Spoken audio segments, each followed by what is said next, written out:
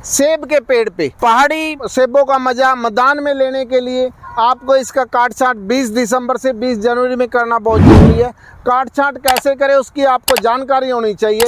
जानकारी है तो आप अच्छा भरपूर फल ले सकते हैं। ये देखिए कल्लों को बचाते हुए, जो इस पे कल्ले हैं इनको बचाते हुए इस तरह से पेड़ की अगर आप काट छांट करते हैं, टाइम से काट छांट 20 दिसंबर से 20 जनवरी के बीच में करते हैं तो आपके पौधों पे भरपूर फल आएगा, पूरे फल का मजा ले सकते हैं। किसान भाई राम राम, मैं आज आपके सामने स्पेशली सेब की कटिंग के बारे में नॉलेज देने के लिए आया हूँ। अब सेब का पेड़ तो कोई भी ला करके लगा सकता है। अब ये सपना तो साकार हो गया। अभी मैदानों में भी सेब की ऐसी वैरायटी तैयार कर ली गई है जो मैदानों में जहाँ बर्फ़ नहीं गिरती या बिना पहाड़ों के भी फल देता है। बट उसकी अगर नॉलेज है भाई उसकी कटिंग कब करनी है, कब उसको काट छांट करनी है, कैसे करनी है, उसमें जो फल आने वाले जो कल्ले होते हैं वो कौन से होते हैं जो हमें बचाने हैं और काटना भी ज़रूरी है। अगर हम नहीं काटेंगे तो वेजिटेटिव ग्रोथ होती जाएगी, फल नहीं आएगा क्योंकि पेड़ अपना ग्रोथ करता रहेगा, टहनियों को शाखाओं को बढ़ाता रहेगा, फल पे जोर नहीं देगा। अगर हम उसको ब्लॉक करेंगे, लॉक करेंगे, लॉकिंग करेंगे, काट छांट करेंगे तभी उस पर फल आएगा। वो काट छांट कब करनी है, कैसे करनी है और काट छांट के बाद कौन सा स्प्रे करना है, उसमें कब खाद डालना है, कैसे डालना है, वो पूरी जानकारी आज मैं आपको दूंगा ताकि हरियाणा, पंजाब, उत्तर प्रदेश, राजस्थान इन चारों स्टेट में, इवन गुजरात में भी सेब आ चुके हैं। हमारे यहाँ से जो वैरायटी राणा गोल्ड एप्पल लेके गए थे उन पे फल आ चुका है। तो ये मैदानी एरिया में साकार तभी होगा जब आपको नॉलेज होगी। अब मैं दिखाता हूँ, मेरे सामने ये 3 साल का पेड़ है, चौथा साल अब की बार इस पे लगा है, चौथे साल में प्रवेश करने लग रहा है। पिछले साल इस पे 5-10 पे सेब लगे थे और अब की बार ज़्यादा लगेंगे, 25 से 30 किलो कम से कम इस पे सेब लगेंगे। बट इसकी काट छांट करना बहुत ज़रूरी है। जैसे ये सारी की सारी टहनियाँ ये पत्तों वाली टहनी है, इन पे फल नहीं आएगा। जो इसमें कल्ले बनते, जैसे ये है कल्ला, ये कल्ला, ये कल्ला, इन पे हमें जोर देना है। ये इस टहनी में देखिए ये भी कल्ले बने हुए हैं, इन्हीं को हमें रखना है और जो ये कल्ले हैं ना इन्हीं पे फल लगना है। अब इनकी काट छांट करनी बहुत ज़रूरी है, लॉकिंग करना इसका बहुत ज़रूरी है, तभी ये पेड़ के ऊपर फल का जोर रहेगा। अब आपके सामने मैंने इस पेड़ की काट छांट कर दी है। ये देखिए सारी टहनियाँ ऊपर से काट दी हैं। जो फल आने वाली है ये कल्ले बने हुए, इन्हीं पे फल आएगा। ये सारे के सारे कल्ले बने हुए हैं, इन्हीं को बोलते हैं कल्ले, जिन पे सेब लगना है। सेब का ये भंडार है, यहीं से सेब उगेंगे। किसी पे 1, किसी पे 2, किसी पे 4, ऐसे इस पे सारे पे सेब लगने हैं। इन सेब के लगने के लिए हमें क्या करना पड़ेगा, इसकी जो वेजिटेटिव ग्रोथ है उसको रोकना पड़ेगा।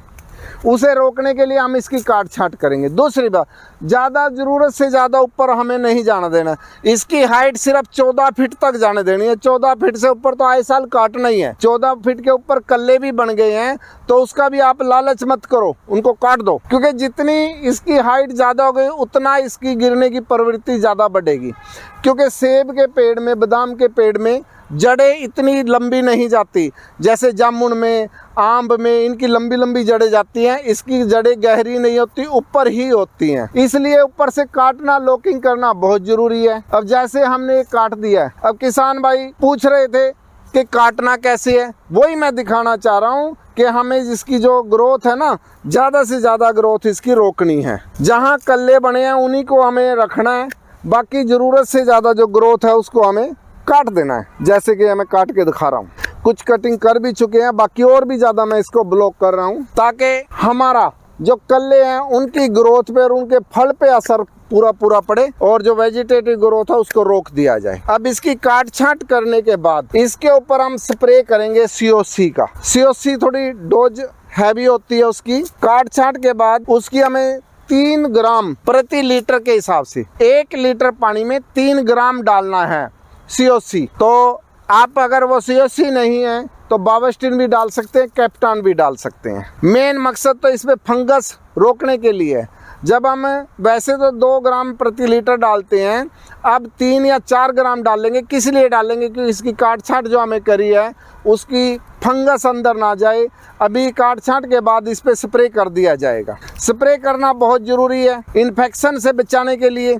जैसे इंसान को थोड़ी सी भी काट छाट कुछ कट जाए कहीं से तो हम सेवलॉन लगाते हैं। क्यों लगाते हैं? ताकि उसमें की फंगल डिजीज ना जाए। ये देखिए जैसे मैंने इसकी कटिंग कर दी है, ये कटिंग करना बहुत जरूरी है। कटिंग का एक पीरियड होता है 20 दिसंबर से 20 जनवरी, पर अब की बार क्या है कि जो सर्दी का पीरियड है वो एक्सटेंड हो गया, लेट आई है सर्दी, इसलिए सर्दी जो है ना सुप्त अवस्था में लेट गए हैं, तो 30 जनवरी तक भी इनकी आप कटिंग कर सकते हैं।